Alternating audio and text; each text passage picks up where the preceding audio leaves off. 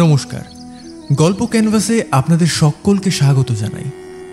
আজ আপনারা শুনবেন একটি গ্রাম বাংলার ভূতের গল্প। আজও চায়ের দোকানের আড্ডা বসছে। দরকার পড়লে অবশ্যই এক কাপ চা বানিয়ে চায়ের উপভোগ করতে করতে আমাদের আজকের গল্পটা শুনুন। তাহলে শুরু করা যাক।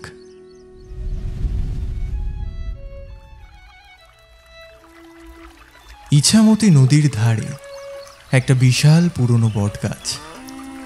বহু যুগ ধরে সে দাঁড়িয়ে আছে মাথা উঁচু করে, যেন সেই এই এলাকার প্রকৃত ইতিহাসবিদ।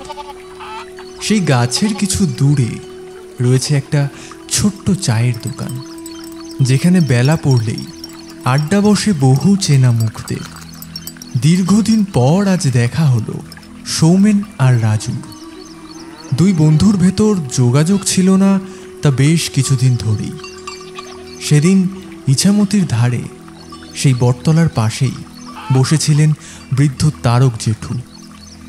বয়সের ভারে নুইয়ে পড়া শরীর, কিন্তু চোখে এক নিঃসীম গভীরতা। এই নদী আর এই গ্রামের অজস্র গল্প, ইতিহাস, প্রেম আর দুর্ঘটনার সাক্ষী তিনি। কবিতা লেখেন, গল্প বলেন, একেবারে সাহিত্যপ্রেমী একজন মানুষ। সৌমেন আর রাজু দূর থেকে হাঁক দিল, জেঠু, ও তারক জেঠু, দিনকাল কেমন যাচ্ছে? তারক জেঠু হাসলেন, ওরে যাচ্ছে রে, তোরা কেমন আছিস?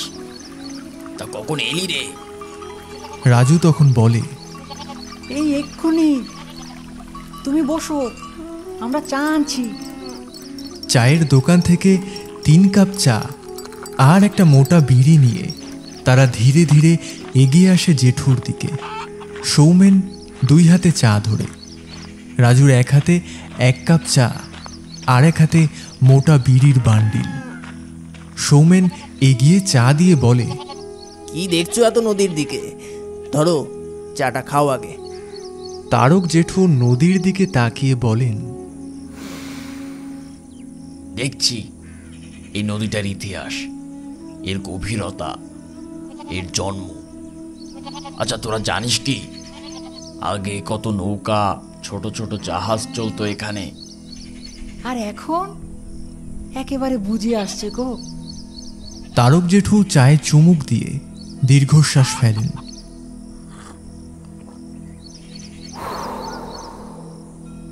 আরো কয়েকটা বছর গেলে তোরা সাঁতরে ওই পার চলে যেতে পারবি ঠিকই, তবে সেই নদী আর কখনো নদী থাকবে না, পূর্ণতা পাবে এক মরা গাঙে, আর এর গল্পগুলো হারিয়ে যাবে অচিরেই। ঠিক তখনই দূর থেকে একটা চেনা কণ্ঠ ভেসে এলো, কি সখাগণ, আড্ডা চলছে খুব দেখছি যে। আরে আরে বস যে, আপনিও আছেন দেখছি। এ আসলে বাবুল কাকা। বয়সে জেঠুর কাছাকাছি হলেও এখনো চটপটে বেশ। পাড়ার সব থেকে শিক্ষিত মানুষ। বারাসাতের কোর্টে কিছু একটা কাজ করেন, তাই সবাই ওনাকে উকিল বাবু বলে চেনে। তারক জেঠু একটু মিচকি হেসে বলেন, আরে বাবুল যে, তা বেশ অনেকদিন পর, আয় আয় বস। বাবুল কাকা এসে গাছের পাশে বাঁশের বেঞ্চিতে বসে পড়লেন। চুলে পাক ধরেছে, তবু চোখে টান টান ভাব। তাহলে কি নিয়ে চলছে আড্ডা? শুনলাম ভৌতিক কিছু। সৌমেন হেসে বলে, আরে না কাকা, তবে জেঠু তো আর আগের মতো গল্প বলেন না এখন। আর বলে না, তবে আজকে বলবে। কি তারকদা, রেডি তো? গপ্পু টপ্পু আবার এখন কি বলি বল? এই তো হবে তাহলে। তারক জেঠু বিড়িতে শেষ টান দিয়ে চায়ের ভাঁড়টা মাটিতে আলতো করে টোকা দেন। হোক তবে একটা। রাজু বলে ওঠে, ও নিতাই কাকা, ও নিতাই কাকা, আরো এক কাপ চা আর একটা লেড়ো বিস্কুট জেঠু দিও। চুপচাপ নদীর দিকে কিছুক্ষণ তাকিয়ে বললেন, তোদের আজ একটা ইতিহাস শোনাবো, বাস্তব ইতিহাস। এই সত্যনারায়ণপুর আর রূপনারায়ণপুরে কিছু পুরাতন স্মৃতি বলতে পারিস। এই যে নদীটা দেখছিস, আগে কিন্তু এটা আরো প্রশস্ত ছিল। আর ওই যে দূরে নদীর ওপারে মন্দিরটা দেখছিস, ওখানেই আগে ছিল জমিদার হরিমোহন রায় চৌধুরীর বিশাল প্রাসাদ। আসলে সেই সময় প্রথমে শুধু ওখানে চাষবাস, গাছপালা রোপণ, নদীর পাশে গোলপাতার চাষ এইসবই হতো। তারপর সেখানকার উন্নতি হতে হতে তাদের পূর্বপুরুষেরা সেখানেই একটা বাংলো তৈরি করে। তা প্রায় 250 বছর আগের কথা। এখন সেখানে শুধু স্মৃতি পড়ে আছে, আর কলকারখানা ধুলো ছাড়া কিছুই নয়।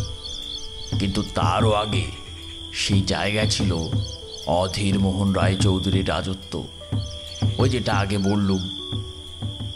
এরপর একটু থেমে তারক জেঠু আরও একটা বিড়ি ধরিয়ে আবারও কিছুটা ভেবে বলল, বড়ই ধার্মিক ছিলেন মানুষটা, পূজা আর্চা করতেন বেশ শত বটে। প্রাসাদের মধ্যে ছিল এক জাগ্রত মা কালীর মন্দির। শোনা যায় অধীর মোহন শব্দে মায়ের দর্শন পেয়েছিলেন। সেই থেকেই এখনো পাথরে মূর্তি প্রতিষ্ঠা করেন। আর ওই মন্দিরেই প্রতি বছর ঘটা করে পুজো হতো। কত ভোগ, বাতাসা, লুট, আনন্দ হতো সেই সব দিনে। এবং সেই রীতি ধরে রেখেছিল হরিমোহন রায় চৌধুরী। কড়া মেজাজি হলেও পূর্বপুরুষের ধার্মিকতা কিছুটা তার মধ্যেও ছিল। ওই যে রক্তের একটা টান বলে কথা আছে। জমিদারের একমাত্র পুত্র ছিলেন ইথিরাজ রায় চৌধুরী। বেশ ফর্সা, নীলচে চোখ, টানা টানা ভুরু আর কপাল। শোনা যায় ইউরোপের কোনো একটা বড় বিশ্ববিদ্যালয় থেকে পাশ করে দেশে ফিরেছিলেন মাটির টানে। লোকটা শিক্ষিত তো বটেই, ভদ্র আর ভাবনা চিন্তা ছিল অন্যদের থেকে আলাদা। একদিন ইতিরাজ বাবু তার বন্ধু আনন্দনাথ ও মনোহরকে নিয়ে নৌকায় করে নদীর এই পারে আসছিলেন, মানে আমাদের সত্যনারায়ণপুরের দিকে। তা আমার ঠাকুরদাও নাকি সেই নৌকাতেই ছিলেন। তখন জমিদার পুত্র বললেন, আনন্দ, কার মুখে যেন শুনেছি এই গায়ে নাকি কোনো শিক্ষা ব্যবস্থা বা বিদ্যালয় নেই, কথাটা কি ঠিক? শুনে আনন্দ একটু রহস্যের সাথে বললেন, মানুষের খাবার নেই গো, আবার বিদ্যালয় থাকবে কিভাবে? জানো তো এরা বেশ কষ্টে জীবনযাপন করে। তখন পাশ কেটে মনোহর বলল, হ্যাঁ, বর্ষায় নদীর ঢালু জায়গায় এদিকের মানুষ প্রতিবারই ভয় নিয়ে বাঁচে। এমন কতবার হলো ভাঙন লেগে সব একেবারে তলিয়ে গেছে। ইতিরাজ তখন বিস্ময়ে বললেন, এদের জীবন এত কষ্টের কেন? তাহলে কেন কোনো ব্যবস্থা নেওয়া হয় না? আর এনাদের সকল কথা আমার ঠাকুরদা খুব মন দিয়ে শুনছিলেন।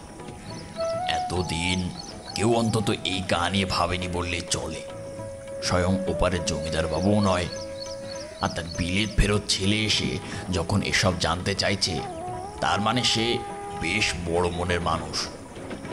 তখন একটু খক খক করে কেশে আমার ঠাকুরদা বললেন, আগে বাবু, পেটে খিদে, কাজ নেই, ভালো চাষ নেই, স্থানীয় মানুষের বাড়ি নেই, শৌচালয় নেই, কিছুই ঠিক নেই তো বাবু। আর সেখানে পড়াশুনো তো বিলাসিতা মাত্র। প্রতি বছর বর্ষার সময় এ গায়ের মানুষদের করুণ অবস্থা হয়। নদী ভাঙলে সব একেবারে শেষ হয়ে যায় গো বাবু, সব শেষ হয়ে যায়, সব। তখন ইতিরাজ বাবু বললেন, তাহলে আপনারা এটা নিয়ে কেন কিছু করেন না? আপনাদের গায়ের মোড়ল বা জমিদার মহলেই বা কেন এটা নিয়ে আজ পর্যন্ত আলোচনা হয়নি?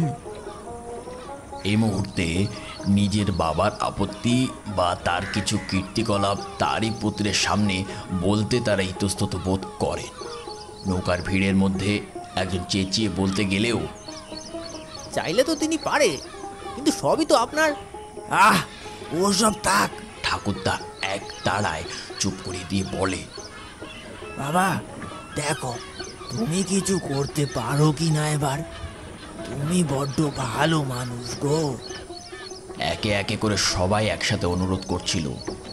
হ্যাঁ বাবু, হ্যাঁ দয়া করুন, দয়া করুন, আপনি আমাদের সব দয়া করুন। আচ্ছা আচ্ছা আচ্ছা আচ্ছা, দেখছি দেখছি দেখছি। ইতিরাজ আশ্বাস দিয়েছিলেন ওদের সকলের। 2 মাস, শুধু 2 মাস সময় তোমরা আমাকে দাও। আমি নিজে কথা বলবো মোড়লদের সাথে আর বাবার সাথেও। শিক্ষা হবে হবে, চাইলে আমি নিজে পড়াবো। আর এই সত্যনারায়ণপুরের শুরু হবে এক নতুন অধ্যায়। তারপর জমিদার হরিমোহনের অনুমতি ও মোড়লদের সহায়তায় আমাদের সত্যনারায়ণপুরে তৈরি হয় উঁচু মাটির বাঁধ, ভরার জায়গা আর ছোট একটা বিদ্যালয়, বা তখনকার দিনে সেটা পাঠশালা বললেও চলে। তবে হ্যাঁ, এসব করতে গিয়ে জমিদার হরিমোহন আর পুত্র ইথিরাজের মধ্যে রেষারেষিটা চলেছিল বেশ। কিন্তু নাছোড়বান্দা ছেলে বলে কথা, মুখের কথা করে দেখিয়েছিল কাজেও।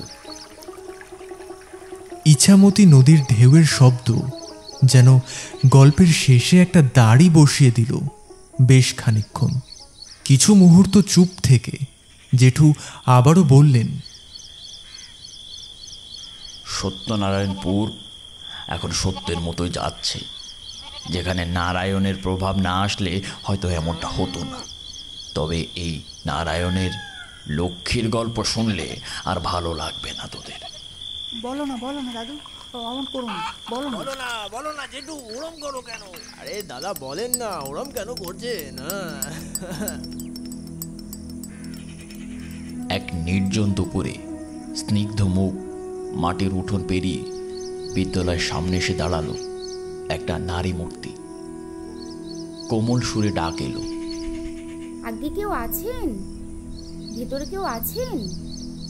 পরনে ধুতি পাঞ্জাবি, হাতে একটা বেতের লাঠি নিয়ে, চোখে বিলিতি চশমা পরে ঘরের দরজা পেরিয়ে বারান্দায় এসে দাঁড়ালো ইতিরাজ বাবু। বেশ মোটা কণ্ঠে বিদেশি বাবু বাংলা সাজে পড়লেন, হ্যাঁ বলুন, আমি আপনার জন্য কি করতে পারি? ইতিরাজ বাবুর চোখ কিছুটা নিচের দিকে ও অন্য খেয়ালে ছিল বটে, কিন্তু যখনই পুনরায় মেয়েটার গলার স্বর তার কানে আসে, আসলে আমার ভাইটা না পড়ানেকায় খুব ভালো মাথা। ওই বামুনপাড়ার ছোকরাদের সাথে মিশে মিশে কি সব ABC শিখেছে। এখন আবার টুকটাক নিতেও পারে, কিন্তু আমি মুখ্য সূক্ষ্ম গরিব মানুষ। আরে না না, এমন বলবেন না প্লিজ। তাই আপনি যদি ওরে একটু পড়ান, তাই আর কি। পড়াবো না কেন, ওদের জন্যই তো সব। তা বলুন, কবে থেকে আসছে আপনার ভাই? ভাই কাল থেকেই পাঠাই দিব। তবে হ্যাঁ ওই। ইথিরাজ এক ঝলকে মেয়েটির মুখের দিকে তাকালেন। কাঁচা লেবু রঙের শাড়ি, গলায় এক ফালি রূপোর হার, আর চোখ দুটো যেন তাজা জলের মতো স্বচ্ছ, কিন্তু কোথাও এক রহস্য লুকিয়ে আছে। তিনি বললেন, তোমার ভাই কোথায়? ও বাড়ির পাশে খেলছে। আমি চাই ও যেন নেকাপড়ায় কিছু হয়। আর আমার নাম গিরিবালা। বেশ বেশ, তা গিরিবালা দেবী, আপনি কিছু ভাববেন না। ওর পাঠদানের ব্যবস্থা আমি নিজেই করব। সেই শুরু। গিরিবালা মাঝে মাঝে তার ভাইকে নিয়ে আসতো, আর ইথিরাজবাবুর চোখ তাকে খুঁজত। তারপর ধীরে ধীরে দুজনের মধ্যে তৈরি হয় এক মৃদু অনুভব। একদিন গোধূলি বেলায় স্কুল ছুটি হয়ে যাওয়ার পর ইথিরাজ নিজেই তার দিকে এগিয়ে গিয়ে বললেন, তুমি কি কখনো ভেবেছ গ্রামের বাইরে কিছু আছে, যেমন একটা নতুন পৃথিবী? গিরিবালা মৃদু হেসে বলে, আমার তো এইটুকু গ্রামই পৃথিবী মনে হয় মাস্টার। তবে আপনারও কথা শুনে মনে হয় আরও কিছু হতে পারে। এভাবেই একদিন গিরিবালা মেঘলা বিকেলে বলল, আপনি কি আমায় সেই পৃথিবীর দিকে নিয়ে যাবেন যেটা আপনার মনে রয়েছে? ইতিরাজ তাকিয়ে বললেন, আমি তোমার আর তুমি আমার পৃথিবী হতে পারবে না। তুমি তুমি যদি চাও আমি তোমায় আমার পাশে সারা জীবন রাখবো। জমিদার হোক, রাজা হোক, কাউকে তোয়াক্কা করব না। চিরাচরিত নিয়ম ভেঙে একদিন গিরিবালাকে বিবাহ করলেন ইতিরাজ আর নিয়ে এলেন জমিদার প্রাসাদে। প্রথম দিকে কেউ মুখ খুলল না। জমিদার হরিমোহন মুখ গোমড়া করে থাকলেও ছেলের সামনে কিছু বললেন না। তবে বোঝা যেত তার কপালে স্পষ্ট বিরক্তির ছাপ।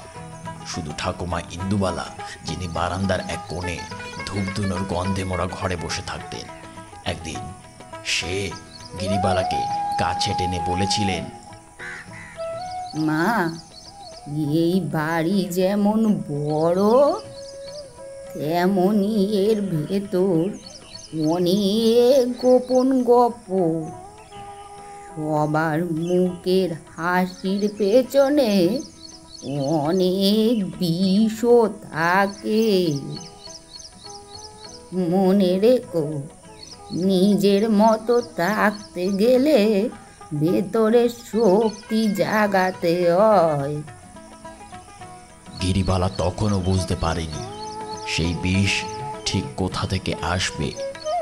প্রথম কয়েক মাস সবকিছু ঠিকঠাকই চলছিল। গিরিবালা কখনো ঠাকুমার সঙ্গে, কখনো দাসীদের সঙ্গে হেসে কথা বলতো। প্রাসাদের দালানে তার দিন কেটে যাচ্ছিল বেশ ভালোভাবেই, কিন্তু সুখ দীর্ঘস্থায়ী হয় না। একদিন প্রাসাদে ফিরে আসে শশীহরি রায়চৌধুরী, জমিদারের ছোট ছেলে, মাতাল, পাষণ্ড, বিকৃত মনের মানুষ। তার চোখ গিয়ে পড়ে ইথিরাজের স্ত্রী গিরিবালার উপর, আর সেখান থেকেই মূল ঘটনার উৎপত্তি শুরু হয়। এক সকালে গিরিবালা খাবার নিয়ে তার ঘরে গিয়েছিল। তখন শশীহরি হেসে বলে,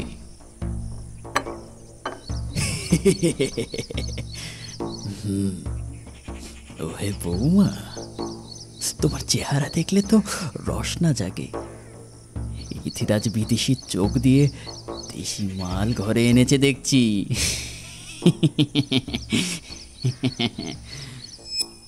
গিরিবালা কাপা গলায় উত্তর দেয়, আপনি কি বলছেন বুঝতে পারছি না। এই নিন আপনার খাবার। শশী হেসে বলে, বলি, তোমার মতো মেয়ে কি শুধু জল খাবার দেওয়ার জন্য? একদিন একদিন আমার ঘরেও আসবে তুমি। তীব্র অপমান সয়ে গিরিবালা কিছু বলেননি, স্বামীকেও জানায়নি কিছু। সে জানত এবারে রীতিনীতিতে নারীকেই সহজে দোষারোপ করা হয়। একদিন সন্ধ্যায় গিরিবালা নিজের ঘরে বসে আয়নায় মুখ দেখে চুল আঁচড়াচ্ছিল। অজান্তেই গেয়ে উঠেছিল রবীন্দ্রসঙ্গীত।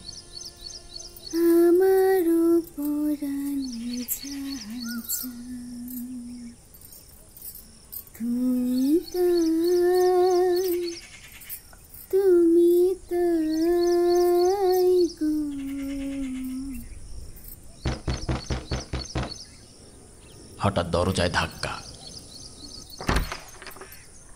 এই সত্যি, বেরো তুই। আতঙ্কিত দাসী শক্তি বাইরে বেরিয়ে যেতেই মুহূর্তে দরজা বন্ধ করে দেয় শশীহরি। চমকে উঠে গিরিবালা বলে, আপনি এইভাবে ঘরে?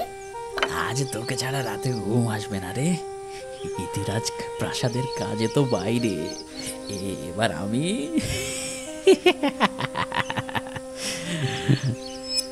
আয় বলছি, কাছে আয়, খেয়ে ফেলে দেবো আজকে। সে কাছে এগিয়ে আসে। গিরিবালা চিৎকার করতে চাইলে মুখ চেপে ধরে। ঘরে শুধু বাতাসের ধাক্কা, হঠাৎ বাতি নিভে যাওয়া, আর একটা তীব্র গন্ধ ভেসে ওঠে। সেই রাতে ইথিরাজ প্রাসাদে ছিলেন না। ঘটনার কথা জমিদার হরিমোহনের কানে পৌঁছায়, কিন্তু বাবার পুরুষতান্ত্রিক বিশ্বাস আর গোসাই ইথিরাজকে স্তব্ধ করে দেয়। জমিদার সভা ডেকে গিরিবালাকে কলঙ্কিত ঘোষণা করেন। এই মেয়েটা ছোট জাতের, বাড়িতে এনেই কলঙ্ক, আবার আমার বড় ছেলের সঙ্গেও নাটক। কারো কানে পৌঁছায় না গিরিবালার কান্না। ইথিরাজ মাঝে মাঝে প্রতিবাদ করতে চাইতেন, কিন্তু বাবার সামনে অসহায় হয়ে যেতেন। গিরিবালা ধীরে ধীরে চুপচাপ হয়ে ওঠে। প্রাসাদের ঘর, আঙিনা, বারান্দা সব তার কাছে বিষাক্ত হয়ে উঠেছিল। অবশেষে একদিন চুপচাপ বেরিয়ে যায় সে, কেউ জানে না কোথায়। শুধু আয়নার পাশে পড়েছিল একটি চুলের খোপায় বাঁধা কাঁটা। গিরিবালা হারিয়ে গেল সেই রাতেই, ঠিক যেন বাতাসে মিলিয়ে গেল। কোনো বিদায় বেলা নেই, কোনো কান্নার সুর নেই, কেবল একটা দীর্ঘ নিস্তব্ধতা। সকালে তার কক্ষে গিয়েও কেউ তাকে খুঁজে পেল না। শুধু আয়নার সামনে পড়েছিল খোপায় বাঁধা সেই কাঁটাটা। জানলা খোলা, এক টুকরো সাদা ওড়না বাতাসে দুলছিল, যেন অদৃশ্য কোনো সত্তা শেষ বিদায় জানাচ্ছে। সুপ্তিদাসীও গলা ভরা কান্নায় বলেছিল, দিদিমণি কিছু বলেনি গো, কিন্তু রাতে আমি একটা শব্দ শুনেছিলাম, যেন যেন কেউ বলল, আর নয়, এবার যাই। আয়নার কাছটায় হাতের ছাপ ছিল, ঠান্ডা কুয়াশার মতো। প্রাসাদের পাশে সেই পুরনো কুয়োর ধারে পরে মেলে এক মেইলি পোশাকের ছেঁড়া অংশ, কিছু রক্তমাখা চুড়ি আর একটা ছোট্ট কাগজ। কাপা হাতে লেখা মাত্র 4টি শব্দ, আমি ছিলাম, আমি আছি, আমি থাকব, আমি আবারও ফিরে আসব। পরের দিন সকালে জমিদার হরিমোহন রায়চৌধুরী কঠিন গলায় ঘোষণা দেন, এটা আত্মহত্যা নয়, পালিয়েছে, পালিয়েছে, পালিয়েছে। কলঙ্কিনী মেয়ের ঠাই এই বাড়িতে ছিল না, নেই, থাকবেও না। ভবিষ্যতের জন্য এই দরবারে ফিরে না আসেও। কিন্তু তার গলায় একটা চাপা ভয় ছিল, দৃষ্টিতে অভিমান আর মুখে তীব্র অহংকার। ইথিরাজ জমিদারের বড় ছেলে, গম্ভীর, সুশীল। সেই ঘোষণার পর থেকেই নিঃশব্দে সেও অদৃশ্য হয়ে যায়। দীর্ঘদিন বাড়ির বাইরে, কেউ জানে না কোথায় গেছে। ফিরে আসে এক ঝড় জলের রাতে, মনে যেন বিষ। কিন্তু তখন অনেক কিছুই বদলে গেছে, আর তারপর শুরু হয় এক অজানা স্রোতের গতি। প্রাসাদ যেন বদলে যায়। ঠাকুমা ইন্দুবালা এক রাতে হঠাৎ চিৎকার করে ওঠে, কে কে দাঁড়িয়ে আছে ওখানে? কার কার চোখ? রান্নাঘরের বাসন কোসনের গায়ে, জানলার পাশে সন্ধ্যের পর মাঝে মাঝে দেখা যেত এক নারী মূর্তি। একজোড়া কালো চোখ, ঠোঁটে বিষাদের হাসি। দাসীরা পালিয়ে যেতে থাকে দিনের পর দিন। শক্তিদাসী একদিন বলে,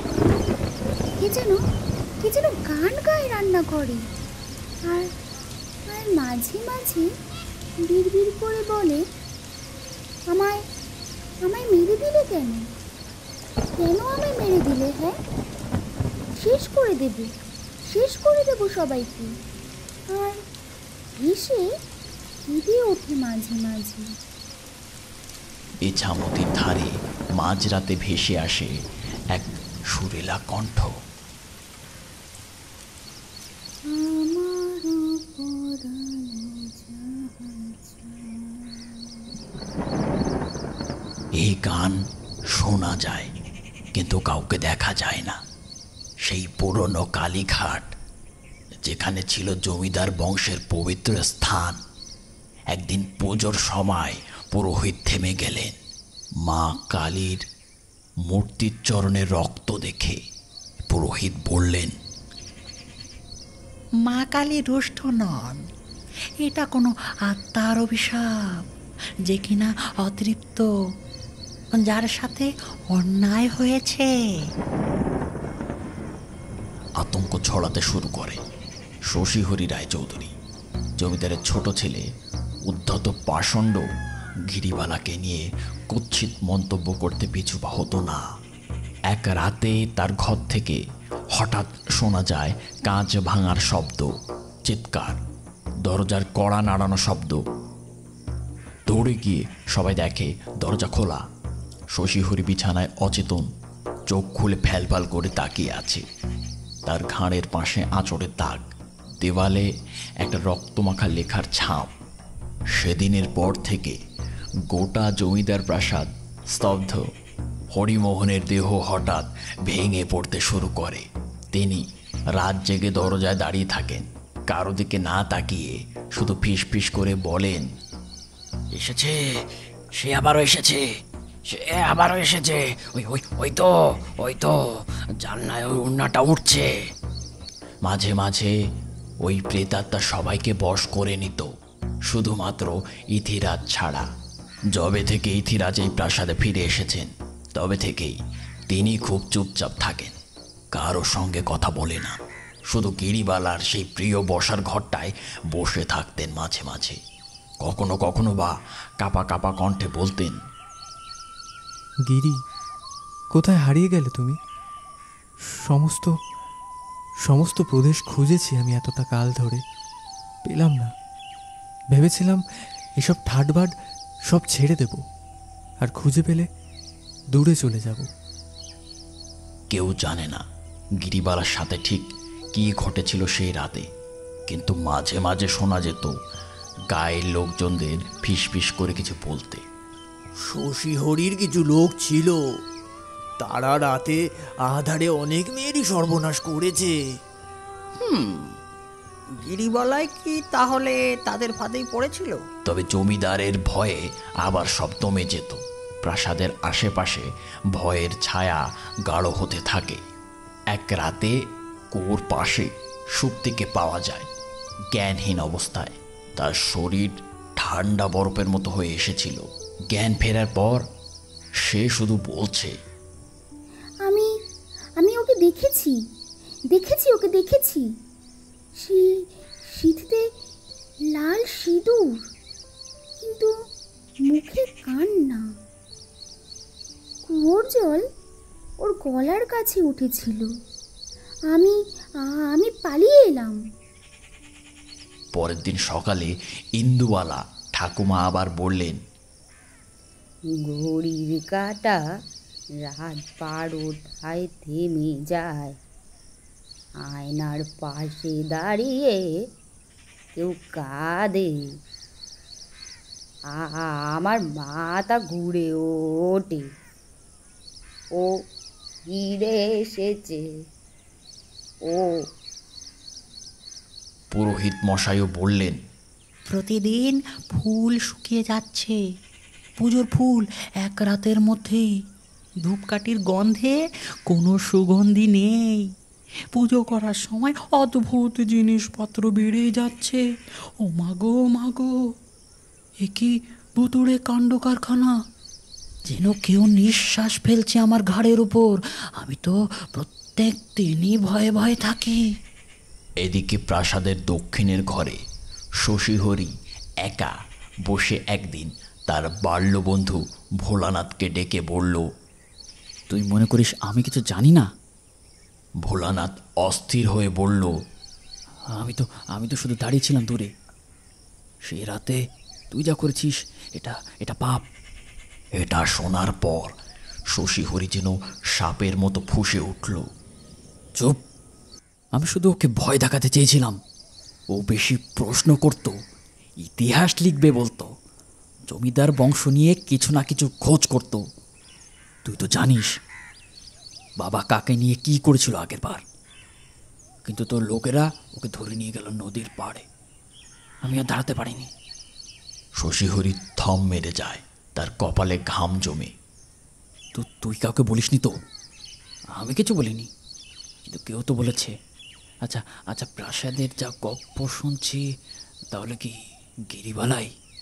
এই কথা শুনেই শশীহরি দৌড়ে বেরিয়ে যায় কুয়োর ধারে, নদীর পাড়ে, সেই পুরনো কালী মন্দিরে, যেন কোথাও একটা উত্তর খুঁজছে, যেটা সে জানে কিন্তু বিশ্বাস করতে পারছে না। ইথিরাজ সেই রাতেই বসেছিল গিরিবালার ঘরে, তার হাতে লেখা চিঠিগুলো পড়ছিল। একটা চিঠিতে লেখা ছিল, ইথি, তোমার গিরিবালা।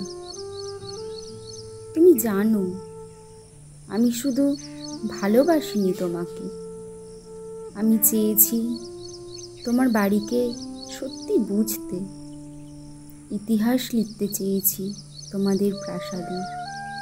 কিন্তু এই দেওয়ালগুলো গল্প বলে না, চাপা দেয়। আমি হয়তো ভুল করে ফেলেছি, হয়তো সত্যি বলার শাস্তি আমি পেতে চলেছি। ইথিরাজের বুক ফেটে কান্না আসে। সে চেয়েছিল গিরিবালাকে নিয়ে দূরে কোথাও চলে যাবে, কিন্তু সময় তাকে দেয়নি। ঘরের আয়নার সামনে দাঁড়িয়ে সে চুপচাপ তাকিয়ে থাকে। এক মুহূর্তে সে দেখল আয়নার ভেতর তার পেছনে একটা ছায়া খুব ধীরে সরে গেল। সে ঘুরে তাকালো, কিছু নেই, কিন্তু আয়নার কাছে তখনও একটা ঠান্ডা শ্বাসের ছাপ রয়ে গেছে, যেন কেউ খুব কাছেই দাঁড়িয়ে বলছে, আমাকে ক্ষমা করে দিও ইথিরাজ। এই বলে সে উধাও হয়ে যায়। প্রাসাদে এক অদ্ভুত আতঙ্ক নেমে আসে। শশীহরি দরজা বন্ধ করে রাখে সব সময়।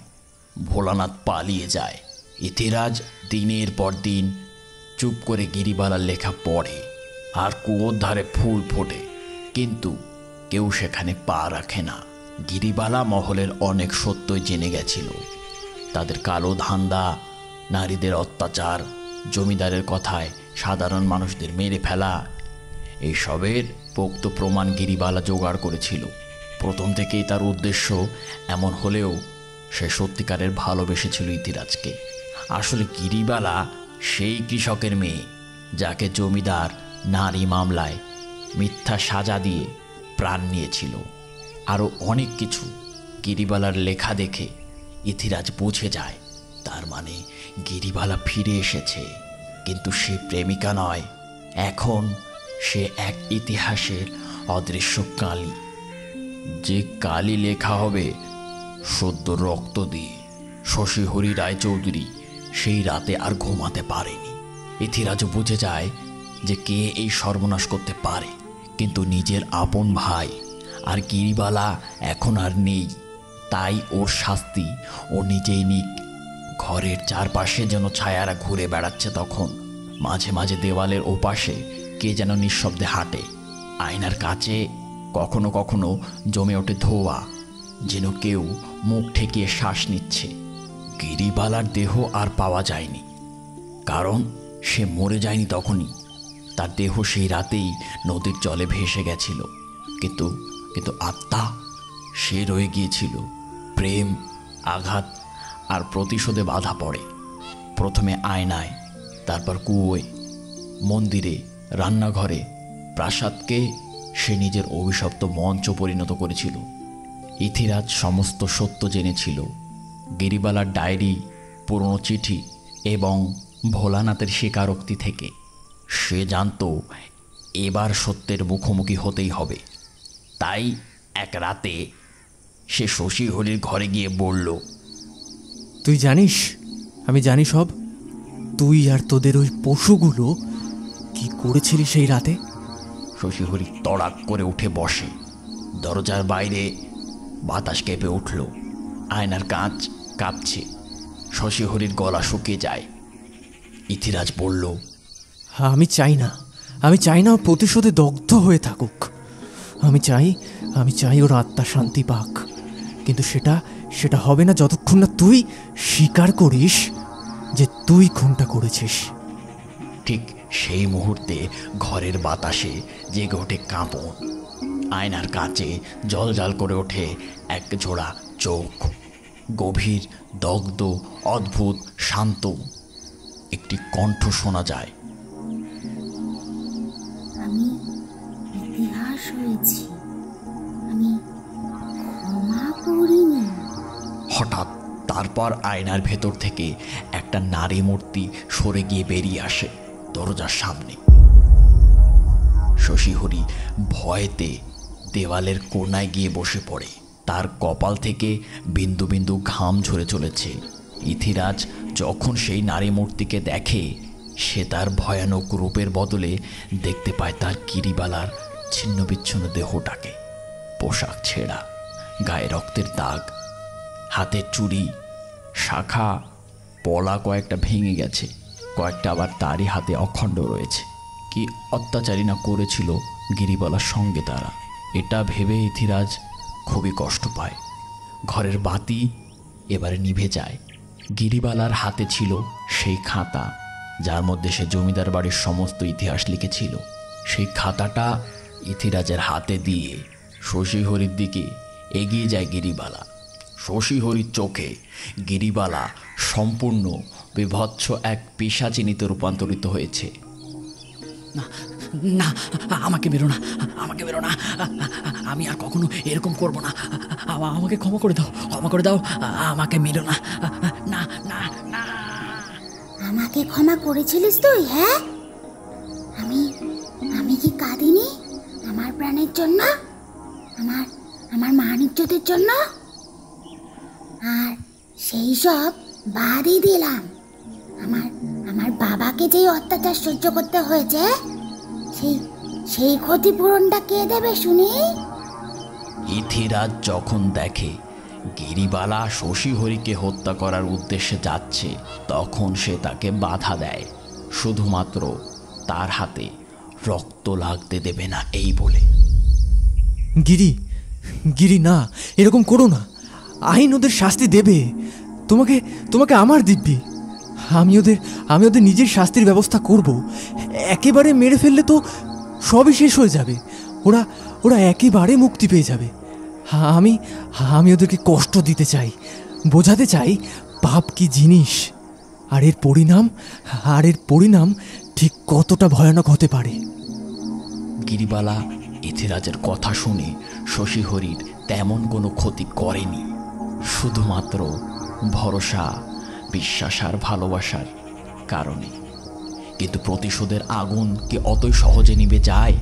সে তার অহংকার বোধ ভাঙার জন্য তার জিহ্বা টেনে ছিঁড়ে ফেলেছিল 2 হাত দিয়ে, এবং তারপর গিরিবালা কিছুটা শান্ত হয়ে কাঁদতে কাঁদতে ইথিরাজকে জড়িয়ে ধরে। কিন্তু গিরিবালার ধোয়ার মতো আত্মা ইথিরাজের বুক ভেদ করে বাতাসের সঙ্গে মিলিয়ে যায়। গিরি, আমি তোমাকে খুব ভালোবাসি। তুমি দেখো, আমি তোমার গল্প সবার সামনে তুলে ধরব। আমিও তোমাকে খুব ভালোবাসি ইথিরাজ। শশীহরি জ্ঞান হারিয়ে পড়ে থাকে মেঝেতে। পরের দিন সকালে ইথিরাজ গিয়ে কুয়োর পাশে দাঁড়ায়। হাতে ছিল গিরিবালা সেই খাতা, যেখানে লেখা ছিল জমিদার বংশের পাপের ইতিহাস। সে কাপা হাতে খাতা তুলে রাখে সে কুয়োর প্রান্তে। তারপর ফিস ফিস করে বলে, গিরি, এবার তুমি নিজে তোমার ইতিহাস রেখে গেলে, আর আমি কথা দিচ্ছি সব পাপের শাস্তি আমি দেব ওদের। তার পেছনে বাতাসে ওড়না উড়ে ওঠে। কেউ দাঁড়িয়েছিল কিনা তা কেউ দেখতে পায় না, কিন্তু কুয়োর জল একেবারে থরথর করে কেঁপে ওঠে, যেন স্বস্তির নিঃশ্বাস ফেলল কেউ। ইথিরাজ পরবর্তীতে সমস্ত ঘটনা প্রকাশ করে পুলিশের কাছে। কোর্টে শশীহরি দোষ স্বীকার করে, তার সাঙ্গপাঙ্গ ধরা পড়ে, আর ইথিরাজ সমস্ত দলিল, চিঠি, প্রমাণ নিয়ে একটি বই লেখে, ইতিহাসের ছায়া গিরিবালা। বইয়ের শেষ পাতায় লেখা ছিল, সে শুধু এক মেয়ে ছিল না, সে ছিল এক ইতিহাস, যে নিজের কথা নিজেই লিখে গিয়েছে। সে ছিল প্রেম, সে ছিল যন্ত্রণা, সে ছিল সত্য, আর সেই সত্যের নামই ছিল আমার গিরিবালা। এরপর বেশ কয়েকটা বছর পরে জমিদার প্রাসাদটা জীর্ণ হয়ে ওঠে। সেই পুরনো আয়নাটা ভাঙা অবস্থায় পড়ে আছে শশীর ঘরে। কুয়োটা ঘেরা, নদীর ধারে বাতাস বয়ে যায়, দূরে কোথাও মাঝে মাঝে শোনা যায় সেই সুর। আমারও পরাণে যাহা তুমি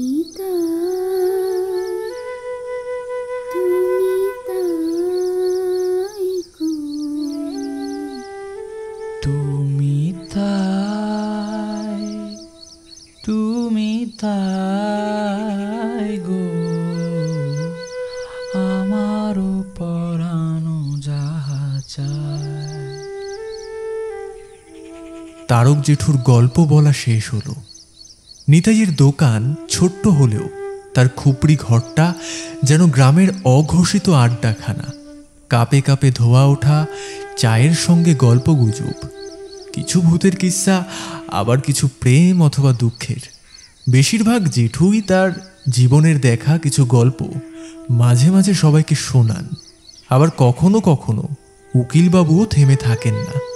রাত তখন বেশ খানিকটা হয়ে এসেছে, বাতাসে হালকা শিরশিরে ঠান্ডা, লণ্ঠনের আলোয় দোকানের ভেতরটা আধো অন্ধকার। হঠাৎ সৌমেন বলে উঠল, তাহলে জেঠু, আজকের মতো গল্প এখানেই শেষ নাকি? হ্যাঁ, আজকের গল্প এখানে শেষ। তা বাবলু, পরের সপ্তাহে ফাঁকা আছিস নাকি? হ্যাঁ বস, কেন? তাহলে পরের সপ্তাহে আড্ডাটা তোর গল্পে হোক নাকি, কি বলিস রাজু? হ্যাঁ জেঠু, তাহলে তো জমে যাবে ব্যাপারটা। এই বলে সবাই আরও এক কাপ করে চা খেয়ে নিজের নিজের বাড়ির দিকে রওনা দিতে লাগলো। নিতাইও নিজের দোকানটা বন্ধ করে তার লোটা কম্বল গুটিয়ে পশ্চিম প্রান্তে রওনা দিল। তাহলে আজকের গল্প এইখানেই শেষ হচ্ছে। আপনাদের এই গল্পটা ঠিক কেমন লাগলো আমাদের কমেন্ট করে জানাতে ভুলবেন না। আর হ্যাঁ, এরকমই আরও মজাদার গল্প শুনতে আমাদের চ্যানেলটিকে এখনই সাবস্ক্রাইব করুন। আবার দেখা হচ্ছে পরের দিন নতুন গল্পের আড্ডায়।